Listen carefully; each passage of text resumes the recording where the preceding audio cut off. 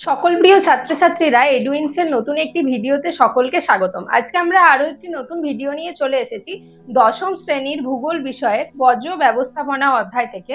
খুব গুরুত্বপূর্ণ প্রশ্নটি, চলো দেখে নি তাহলে কি লিখেছি আমি। দেখো, প্রশ্নটা হচ্ছে বিষহীন ও বিষাক্ত বর্জ্যের মধ্যে পার্থক্য নিরূপণ করো। অর্থাৎ বিষহীন বর্জ্য আর বিষাক্ত বর্জ্য এই দুটো কি জিনিস এবং এদের মধ্যে পার্থক্যটা কি আজকে জেনে নেব। দেখো, বিষহীন সেই সব বর্জ্যকেই বলে যেগুলো কঠিন, তরল ও গ্যাসীয় পদার্থের থেকে বেরিয়ে যে বর্জ্যগুলো মানুষের ক্ষতি করছে না এবং পরিবেশেরও ক্ষতি করছে না তাদেরকে বলবো আমরা বিষহীন বর্জ্য। আর যেগুলো মানুষের ক্ষতি করছে এবং পরিবেশেরও ক্ষতি করছে তাদেরকে আমরা বলবো বিষাক্ত বর্জ্য পদার্থ। তাহলে চলো এই দুটোর মধ্যে পার্থক্য আমি প্রথমে কি লিখেছি দেখো। প্রথম পয়েন্টটা লিখেছি, যে সমস্ত বর্জ্য পরিবেশে ও মানুষের ক্ষতি করে না। অর্থাৎ যে বর্জ্য পদার্থগুলো পরিবেশেরও ক্ষতি করছে না আবার মানুষেরও কোনো ক্ষতি করছে না তাদেরকে আমরা বলতে পারি কিন্তু বিষহীন বর্জ্য। আর বিষাক্ত বর্জ্য তাহলে কাকে বলছে? যে সমস্ত বর্জ্য পরিবেশে ও মানুষের ক্ষতি করে, অর্থাৎ পরিবেশেরও ক্ষতি করছে ও মানুষেরও ক্ষতি করছে। মানুষের শারীরিক সমস্যার থেকেও বড় যে মানুষের মৃত্যু, অর্থাৎ শারীরিক সমস্যা তো হচ্ছেই, সঙ্গে মৃত্যু পর্যন্ত নিয়ে যাচ্ছে, সেই ধরনের বর্জ্য পদার্থকে আমরা বলবো বিষাক্ত বর্জ্য। পরের পয়েন্টটা কি আছে দেখো, উৎস অর্থাৎ বর্জ্য। এই ধরনের বর্জ্যগুলো কোথা থেকে পাচ্ছি দেখো, আমরা বিষহীন কোথা থেকে আসছে দেখো। দৈনন্দিন গৃহস্থলীর বর্জ্য, অর্থাৎ আমাদের প্রত্যেক দিনের ব্যবহৃত রান্নার কাজের বর্জ্য, বা বাড়ি থেকে যে সমস্ত বর্জ্যগুলো বেরোয়, শুধু রান্নার কাজে না, বাড়ি থেকে গৃহস্থলী থেকে যে ধরনের বর্জ্য পদার্থগুলো বেরোচ্ছে সেইগুলো। ফসলের অবশিষ্টাংশ, অর্থাৎ ধান গম ঝাড়াই করার পর যে সমস্ত অবশিষ্ট পড়ে থাকছে, বা কৃষি জমিতে কৃষি ফসলগুলো তুলে নেওয়ার পর যে ধরনের বর্জ্য পদার্থগুলো পড়ে থাকছে, অর্থাৎ অবশিষ্ট অংশগুলো যেগুলো পরিবেশের ক্ষতি করছে না, সেই ধরনের বর্জ্যগুলোকে বলবো বিষহীন বর্জ্য। এছাড়াও কাঠ, কাগজ, এগুলোও কিন্তু বিষহীন, এগুলো মানুষের কোনো ক্ষতি করে না। ঠিক একইভাবে বিষাক্ত বর্জ্য কোনগুলো দেখো, তরল গ্যাসীয় দুই ধরনের হয়। কলকারখানা থেকে নির্গত যেমন দেখো পারদ, সীসা, ক্যাডমিয়াম, আর্সেনিক, এই ধরনের, এগুলো কিন্তু কি বলবো বিষাক্ত বর্জ্য। এগুলো এই ধরনের বর্জ্য পদার্থ ছাড়াও গ্যাসীয় বর্জ্য যেগুলো, সেগুলো ধরো শিল্পাঞ্চল বা কলকারখানা থেকে নির্গত যে ধোঁয়া, যেমন CO2, CO, এই ধরনের গ্যাসগুলো কিন্তু প্রচুর পরিমাণে পরিবেশ দূষণ করে, বায়ু দূষণ ঘটায়।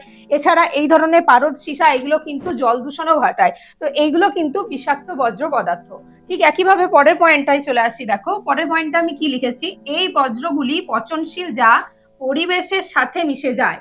অর্থাৎ কি হচ্ছে দেখো, বিষহীন বর্জ্য, ধরো বাড়িতে যে রান্নার কাজে ব্যবহৃত সবজি, তার যে খোসা, যেগুলো আমরা ইউজ করি না, ফেলে দিই, এই ধরনের বর্জ্য পদার্থ, বা কৃষি জমিতে পড়ে থাকা যে সমস্ত বর্জ্য পদার্থ যেগুলো ফসলের অবশিষ্টাংশ হিসেবে ধরি, এইগুলো কি হয় একটা সময়ের পরে পচে গিয়ে কিন্তু পরিবেশে মাটির সাথে মিশে যায়।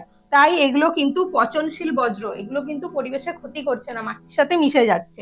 ঠিক একইভাবে বিষাক্ত বর্জ্য কিন্তু পচনশীল নয়, অর্থাৎ পচে যায় না বা মিশে যায় না। এগুলো কি কি ক্ষতি করে দেখো, জল, বায়ু, মাটি, তিনটে জায়গাকেই কিন্তু দূষিত করে, আর এর থেকেই কিন্তু মানুষের বিভিন্ন রোগ সৃষ্টি হয়, মৃত্যুও হয়।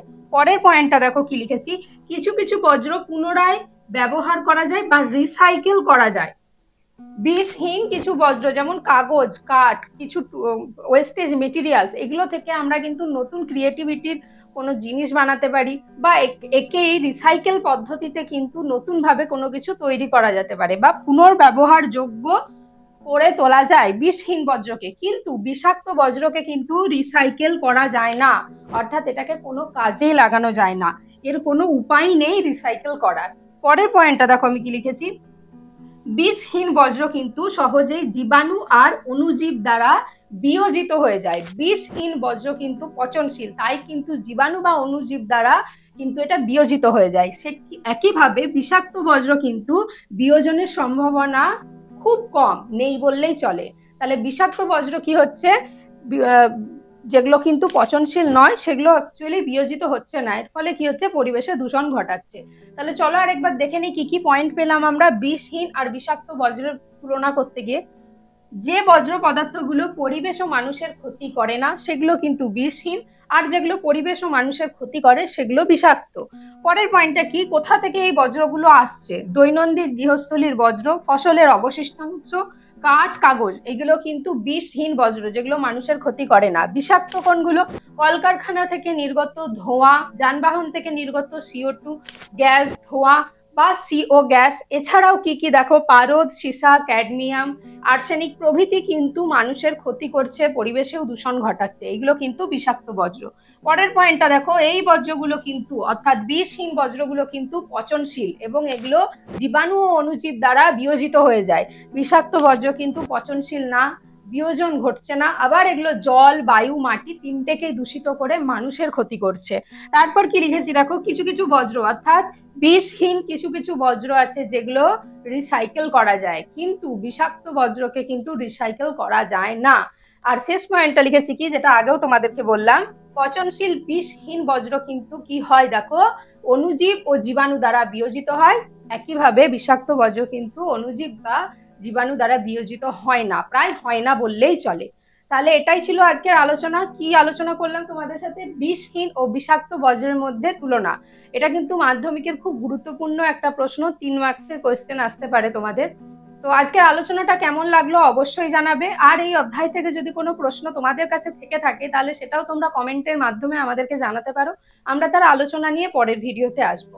আর এইরকম শিক্ষামূলক ভিডিও পেতে আমাদের ইউটিউব চ্যানেল এডুইন্সকে সাবস্ক্রাইব করো, ফেসবুক পেজ এডুইন্সের সাথে থাকো, লাইক, কমেন্ট, শেয়ার আর ফলো করো। ধন্যবাদ।